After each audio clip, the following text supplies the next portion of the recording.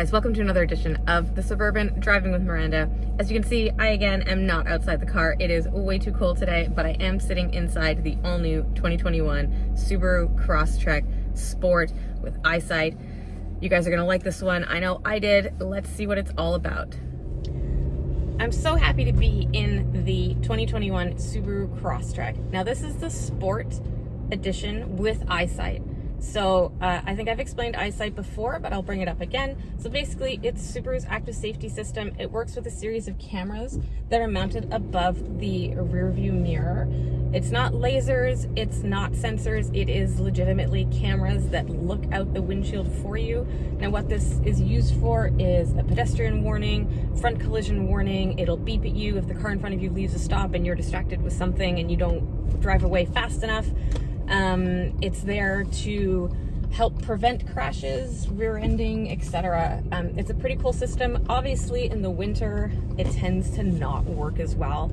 You know, any of these sensor, laser, camera guided systems that are mounted in the front or on the front bumper or anywhere basically on the exterior of the car tend to not work when we are in heavy snowstorms and inclement weather and freezing rain and all that. As soon as anything gets on the systems, you get a little warning system and it says it's no longer available.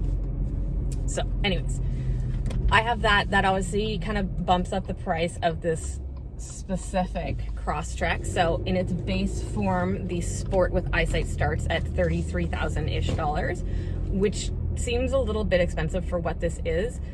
But I mean, when you see the interior of this thing and realize like what it has in the space and the capabilities and everything, it kind of is worth it. And of course, this is based on the Impreza platform. So you're essentially getting, I like to call it a jacked up Impreza. So, and what's really nice about it is that even though it is an SUV, it drives like a car, which I really appreciate. You know, it doesn't feel too wobbly in corners. I really like how it handles. I think it has really solid steering. You know, I drove the Crosstrek when it first launched, I think in 2014, when it was a brand new model. I went to that drive event.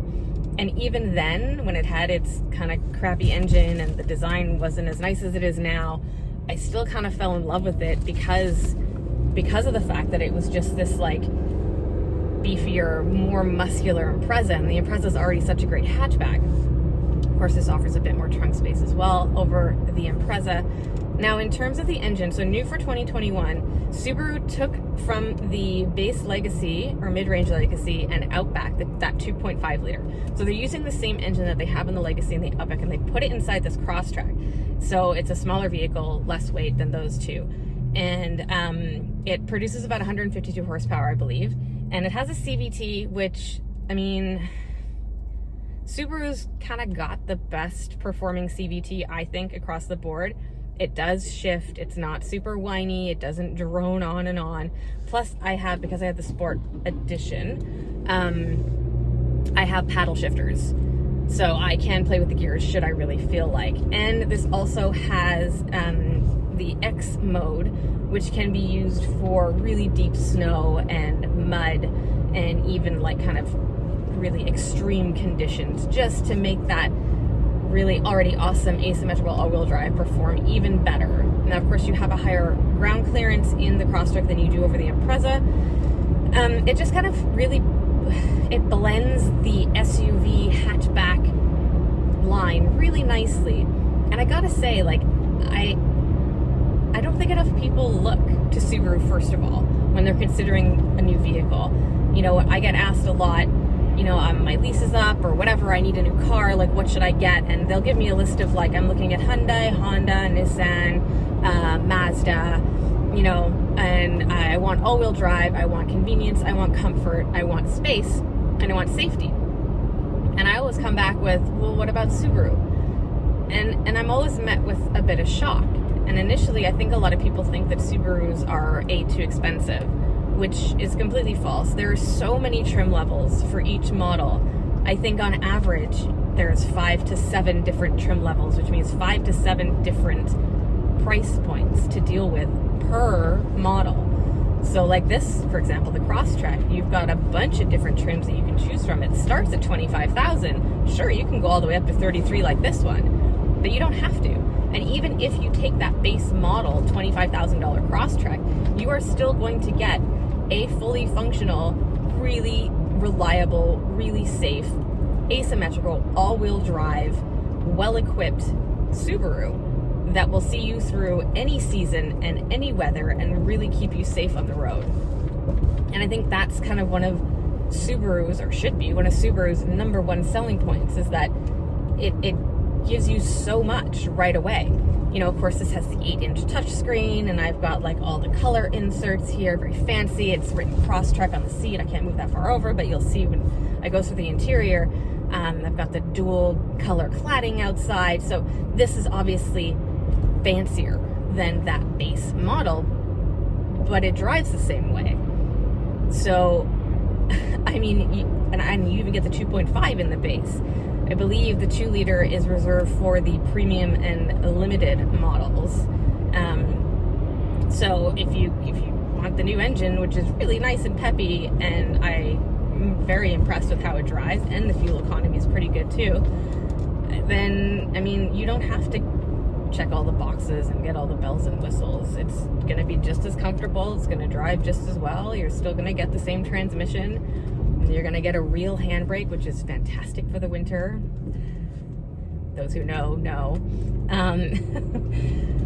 It's a well-rounded vehicle. I don't think I've driven a Crosstrek where I've gotten out and been like, ugh, like that's poopy.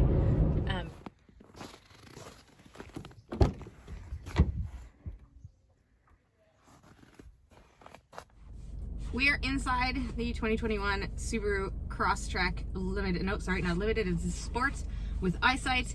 So it's pretty decked out on here. I have what's the coolest part, I think, or the coolest interior bits of this Subaru are the dual stitching, the two-tone. So it's got this bright gold. My son said it was a pea color. It's not. It's really gold, and I really like it. It's got the accent here in the steering wheel, all the stitching around here, the stitching on the dash, stitching on the chairs, and it says Crosstrek as well in that bright gold yellow color. I even have a little bit of it inside my analog gauge cluster, and I like those little touches. I think it's something that, you know, over the years Subaru has had interiors that were seen as very simplistic. I remember my WRX from 0405, and it was like as bare bones as it would come. Even my 07 Impreza, like it was just super pared down. And I think Subaru taking the time to really add these design elements to their interiors is kind of elevating their image and elevating how their cars are seen on the road. So I really like it. That aside, it's pretty much standard fare as to what it's been over the past couple of years. I have the 8-inch color touchscreen here with Subaru Starlink, Apple CarPlay. All of my stuff is there. Works really well even with the touch gloves, I gotta say. I also have a secondary screen up here that I can change up so I can see anything from the weather where I am to a front camera that's on the bumper. So let's say you are doing something a little bit off-roady, or you have something that you're not sure you're gonna clear in front of you, you can switch it up here on the steering wheel with the view button, and you'll be able to see in front of you. That is, if the camera is clear. If it's dirty, you're not going to see much, just like a rear view camera. And then, of course, I have all my buttons on the steering wheel here. I have sport and intelligent mode, the SI drives, to kind of change up the throttle response and make it either a peppier or more fuel efficient. As it is, after a week of kind of heavy driving, snow driving, a mix of highway and city, I'm averaging 8.5 liters per 100 kilometers, which is pretty good for the 2.5. And you all know that I don't drive carefully, so I think it's decent. And yeah, otherwise just super comfortable interior. I love the feel of a Subaru steering wheel. I absolutely adore that it has an actual handbrake. Whether or not you use it, there's just something about having it there. The shifter's a good size. The center stack, while it is stacked with things that you can do, like it's almost as simple as the Mazda center stack, and that to me is key. You have limited buttons. The HVAC is super easy to control. There's not a million things to do. I've got buttons for my heated seats. I've got a button for my heated steering wheel. Super important when it's minus 27 today. Which is also why I'm still wearing my gloves, because no, I'm not doing it. You've got plugs for the USB plugs down here. There isn't a charge pad. But that's okay because you have your USB ports, and then decent amount of storage down here. Not huge, but you know, it'll hold on to a couple of little things. And as far as the trunk goes in the back, I mean, we took this thing snowboarding. We fit 2 boards back there, all of our gear, our boots, some snacks, chairs because we're not allowed to sit in the lodge. And my son still had plenty of room to sit back there. We just dropped down the 60 split, so it's a 40-60 split for the seats. So we dropped the bigger side, he stayed on the small side, and everything fit perfectly. The length, obviously, neither of us are particularly tall, but our boards fit without having to jet through here to the front. Even though this is based on the Impreza, it is slightly larger and you get that extra bit of interior space, which makes it that much more practical without being that much more expensive. So yeah, I really like it in here. It's all comfortable, it's soft touch materials. I mean, there's some hard plastic here, there's a bit of a fake carbon fiber, but it's a nice look. And all in all, I think they did a super good job with this new Crosstrek. Like I said, when I first drove it, I was super impressed. And then getting into this newest version, I was like, oh my God, like they've made all the right improvements to this thing, and they've really elevated it in a way that I didn't think the Crosstrek could be elevated. I didn't think I would get in and be like almost taken aback, like looking at this gold insert and seeing the dual tone stitching, and it's just almost very un-Subaru like, but I like it. And yeah, kudos to Subaru, they did a good job. So over the years, the Crosstrek hasn't really changed that much, and I'm not upset about that. You know, from the beginning, it always had this kind of more rough and tumble feel when compared to the Impreza, even though it's based off of that. I love the dual cladding on the outside, the fact that it has the plastic wheel wells that are black against the body color. You know, it might seem kind of rough and unfinished, but I like that because that's what the Crosstrek is kind of all about. You know, they tout it as being adventurous, as being your weekend getaway car, as being able to go anywhere and do anything, and having cladding like that on the side is kind of reminiscent of a Wrangler, the Jeep look, and it's tough, it's outdoorsy, it's meant to be bumped around without getting scratched too badly, and that's kind of what you want in a car like that. Now, this being said, they have obviously updated the front a little bit as well as the rear. I like the new headlights. I think they're kind of more modern. They're not as bulbousy and rounded and gentle looking as they were in the first generation. Same with the rear, they've done the same thing, but it has that traditional Subaru look. You know, you recognize this vehicle on the road as soon as you see it coming, and it just, yeah, overall it has a really nice look. Obviously it's not super sporty, it's not low slung, but it has really nice angles, and I kind of like it in the white despite it getting so dirty in the winter. And again, not going to apologize for the dirtiness on the outside of the car. It is terribly hard to keep them clean in the winter when I'm trying to film, but you get the idea. And you know what, it shows that it's been driven and it's had some fun this week. So in all, the exterior of the Subaru Crosstrek has evolved ever so slightly, but in all the right ways. Alright guys, well that's been it for me this week in the all-new Subaru Crosstrek Sport Edition. It looks great, it drives great, it is so much fun in the snow. If you get a chance, check it out. As always, if you have any comments, you can hit me up at Miss Miranda L on Twitter or Instagram, or Miranda Lightstone on Facebook.com, or drop a comment below. Hope to see you guys back next week. Stay warm.